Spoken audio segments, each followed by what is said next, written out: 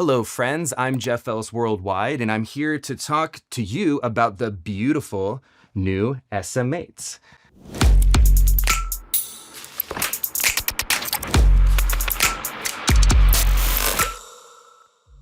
Now, if you don't know who I am, I got my start as Frank Ocean's engineer for his projects Channel Orange and Blonde, and then after that, I went on to be a mixer. And over the last 10 years, I've been mixing a lot of the cool, forward-thinking, artistic records that you may have heard of. I've worked with artists like Cali, Doja Cat, The Neighborhood, Snow Allegra. Over my career, I've amassed almost 50 billion streams. One of the ways that I've been able to get there is with great monitoring, especially in the last couple of years. I've been a huge proponent of Cali audio speakers. People think I'm a giant Cali shill. It's not true. They simply just completely changed my life with their speakers. We have the new SM8s here, which is their next level up in their level of speakers. They have the Lone Pine series, they have the IN series, which I've been rocking for the last several years, and then now I have the new Santa Monica series. Obviously, it's beautiful. Aesthetically, the look is so much better than the IN8s, which I love because aesthetics in the studio matter. I want to have a pair of speakers in my studio that look cool when clients come in and are like, that's awesome. But appearances aren't everything. Obviously, they need to do a great job of achieving neutral reference. And how are we getting there? Well, we have an 8-inch driver here, which gets plenty loud for this bedroom studio that I'm in. I've probably never even maxed them out. So if you're rocking a studio space, you don't need a subwoofer, all of that. Plenty of bass, and since it's neutral reference, you're gonna be hearing the low end where you need it to be. There's a mid-range 4-inch woofer in here, and inside of it is a metal dome tweeter. So this is set up in a coaxial setup where the tweeter and this mid-range woofer are in perfect phase correlation, and that helps us achieve neutral reference. Some of you are a little bit scared of, I think metal tweeters have gotten a bad rap in the past.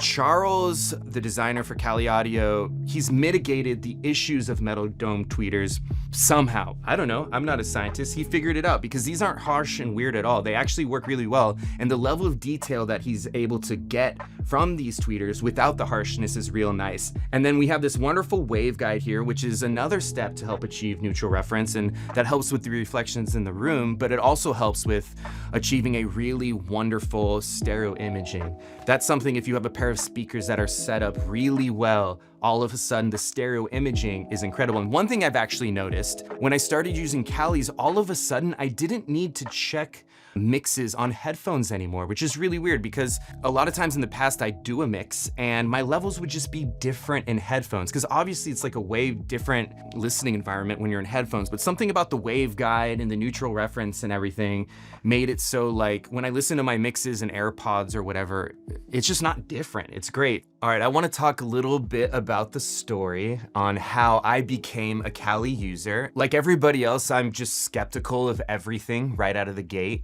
And I thought my monitoring setup was way better than it actually was. There's a deep tribalism in speaker usage, I feel like. And no matter what you're using, generally you're gonna be really all about what you've had, because especially if you've invested a lot of money into the speakers that you're using, you're gonna be like, well, I invested all this money, so I better love this or I'm gonna look like an idiot. So I went online, and luckily someone at the shop where I was gonna buy speakers was like, well, have you heard of Cali Audio? And I was like, no. They're like, why don't you go check them out? So I went up to Cali Audio's, I don't know, they're like space up in the valley, and they showed me their Atmos room, and I listened to it. I'm like, this is great. I'm like, kind of like, what is this gonna cost? And they're like, they said a number, and I was like, wow, that's much less than the number that I've been looking at. And I'm like, you know what? Like, what do I have to lose? Like, with this price, literally my first Atmos gig is gonna pay for the whole system. So I'm like, might as well give it a shot. And then I formed a relationship with this man named Charles, who's the speaker designer at Cali Audio.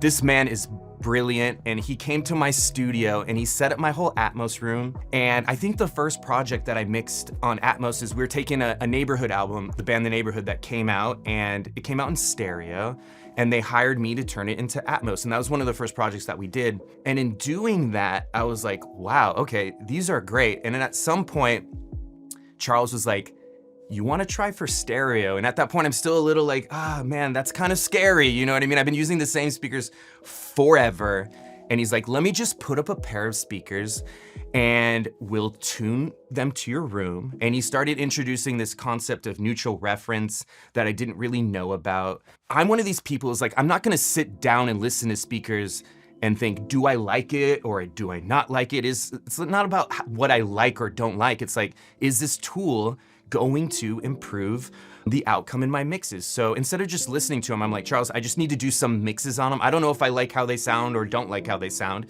I just need to do some mixes on them. So I got some IN8s and he tuned them to my room and I was off to the races.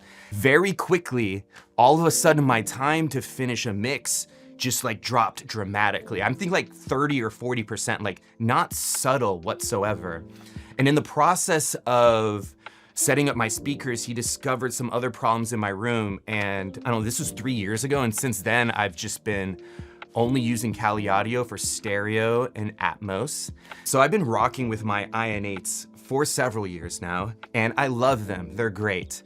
So it's like, what can the SM8s really bring to the table since I already love what I have? Well, when it comes time to setting little reverb levels, the added clarity is super nice. Like if you've ever been in the situation where you're not gonna use a ton of reverb, but you just want a little bit, or you wanna be able to really hear the tail, having the lower distortion is nice. The added clarity is also nice for when we're doing quality assurance work. We call it QA. So after I mix a song, any little pops and clicks, maybe mouth noises, it's really nice for stuff like that. But because they're voiced the same, the IN8s are voiced the same as the SM8s, it isn't like I have to completely retrain myself when I'm jumping in between the two. When I see people jumping between like old Oratones or NS10s and then to their hi-fi speakers in the middle of a mix, that completely throws me out of the game because now all of a sudden the parameters of everything has changed. So I just like to live in this one world of neutral reference.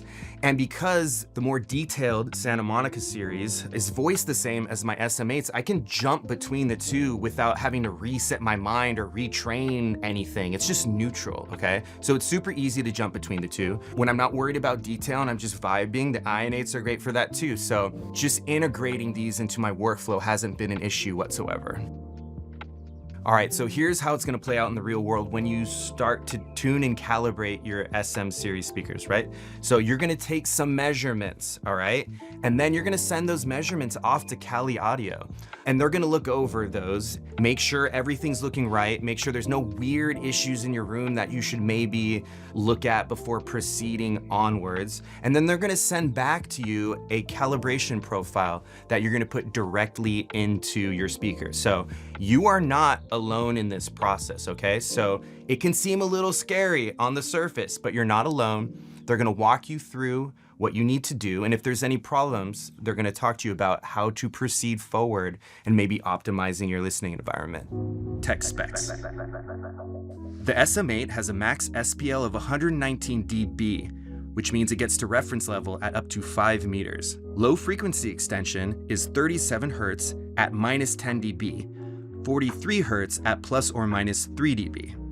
These speakers have built-in digital signal processing, or DSP. Out of the box, these process the speaker's tuning, the limiter, and the boundary EQs on the back of the speakers. The SM series processes their own room calibration. Each speaker can process 8 bands of parametric EQ, up to 12 milliseconds of delay, and minus 12 to plus 6 dB of trim. You can program the DSP by plugging in a USB stick to the front of the speaker, or have everything networked together in real time using the Ethernet jack on the back. Total system latency, including DSP, is under 3 milliseconds, regardless of whether room calibration is active. The SM8s are $24.99 each. A smaller version, the SM5s, are also available. Okay friends, so that was the Santa Monica 8s. Hopefully it didn't sound like a shill level advertisement. I don't work for Cali. I just love their stuff, and they've been so helpful to me in my career that it was my pleasure to let them in the studio today to tell them about the new speakers. If you want to learn more about my mixing philosophies, check out mixerbrain.com. And if you want to learn more about the new Cali Audio speakers or some of the older ones, check out caliaudio.com.